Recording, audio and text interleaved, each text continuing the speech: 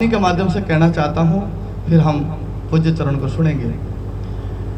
बादशाह अकबर ने बीरबल को कहा कि बीरबल, तुम्हारे हिंदू धर्म में भारत को भी माँ कहते हैं, गंगा को भी माँ कहते हैं, तुलसा को भी माँ कहते हैं, पीपल को भी माँ कहते हैं, धरती को भी माँ कहते हैं। आप इन सबको माँ माँ कह करके पुकारते हो, क्या इनमें कोई ताकत है, ऐसी कोई शक्ति है जो इनको माँ कहते हो?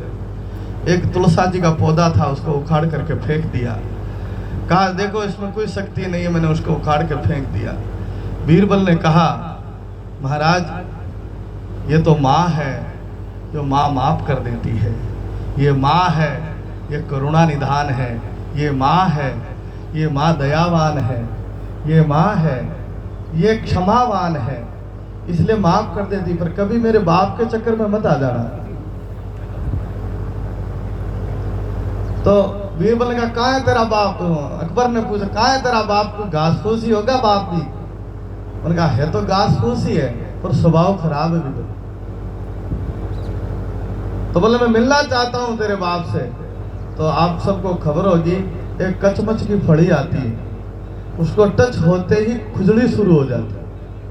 बीरबल ले गया बादशाह को और कहा बोले ए मेरा बाप, टच भी मत कर लेना, स्वभाव खराब है इसका।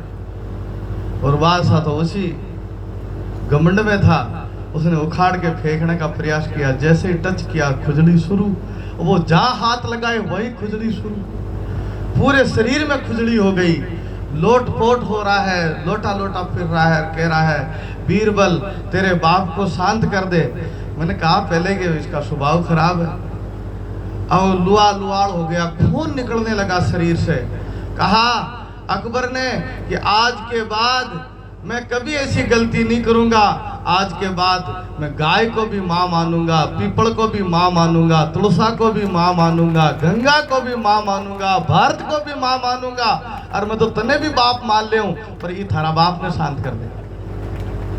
तो बीरबल ने कहा कि इसको मैं शांत नहीं कर सकता, इस खुजली को तो मेरी गौ माता ही शांत कर सकती है। उसका गोबर लगा ले तो तेरी जिंदगी भर की खुजली मिट जाएगी।